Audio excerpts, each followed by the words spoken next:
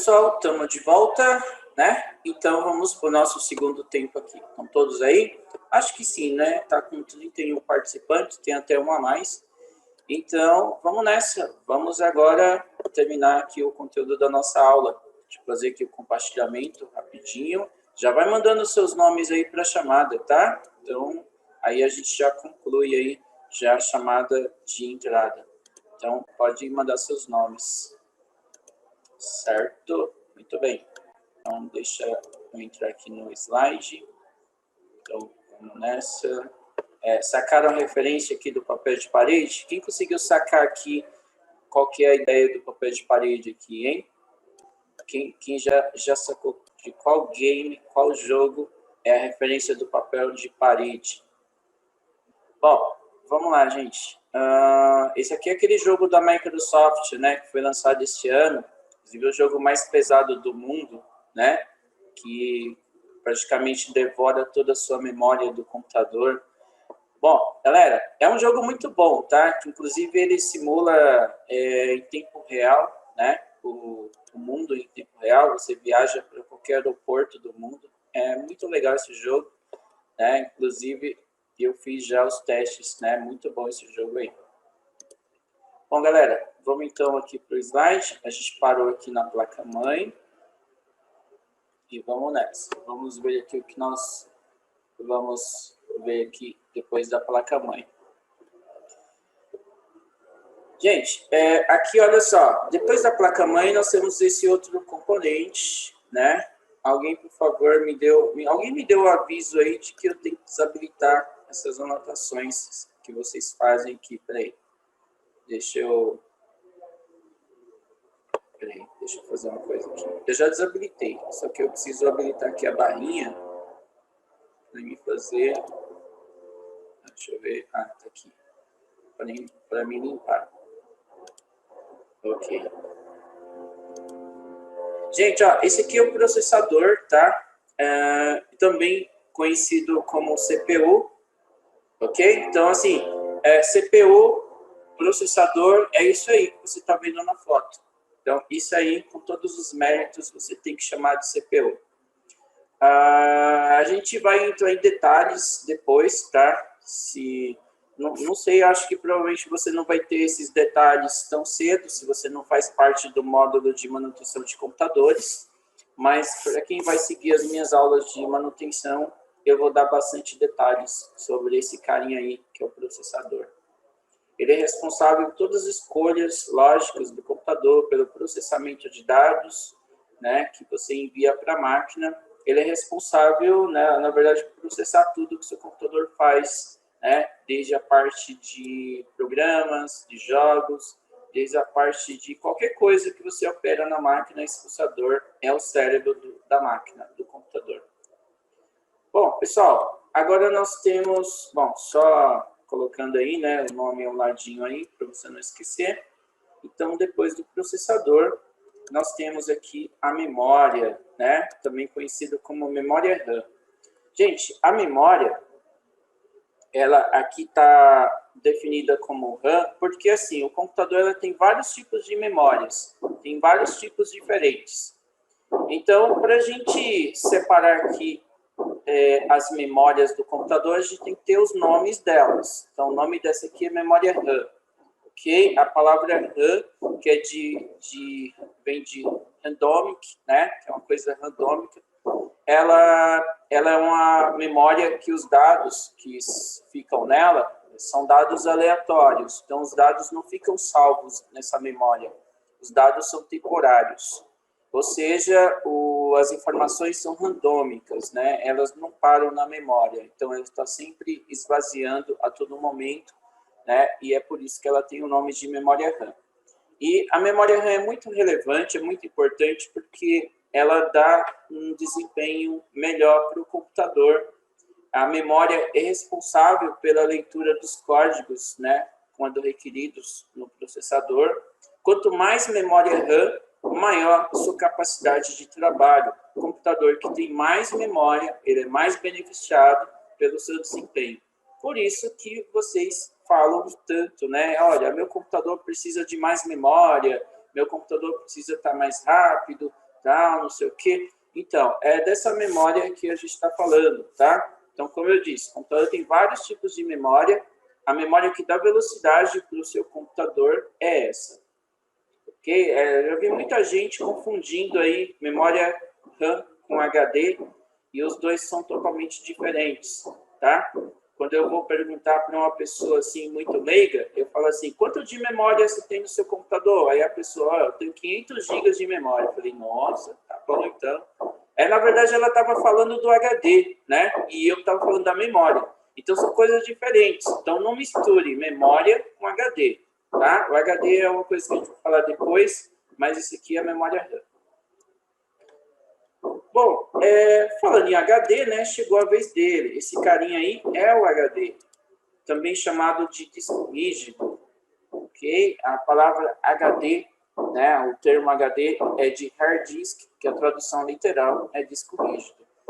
Gente, olha só, o HD ele é também um tipo de memória, só que é uma memória permanente, né? Ou seja, as informações que ficam salvas nela ficam definitivamente salvas. Ele só vai sair, então, quando você apagar. E ele lembra muito o seu armazenamento do celular, né? Tipo, o seu armazenamento, o seu cartão SD. Ele é como se fosse uma memória gigante, né? Dentro do computador, que é para armazenamento. Mas é só para isso, não é para questão de velocidade, não. Velocidade é outra memória que eu citei lá agora há pouquinho, tá bom? Ok? E vocês me fizeram lembrar uma coisa. Quando vocês entrarem no Google, tá? E vocês forem pesquisar por HD, evita digitar HD no Google, tá? Vocês vão ficar surpresos com o que acontece quando vocês digitam HD no Google. Muitas vezes o Google traz uma outra referência, né? E o Google não saca que você está buscando essa pecinha aí. Geralmente você vai digitar HD no Google, o Google vai mostrar para vocês imagens em alta resolução. Ele vai mostrar papéis de parede, vai mostrar paisagens, exatamente o que você não queria, né? Você queria a peça, o HD. Tá, então, como é que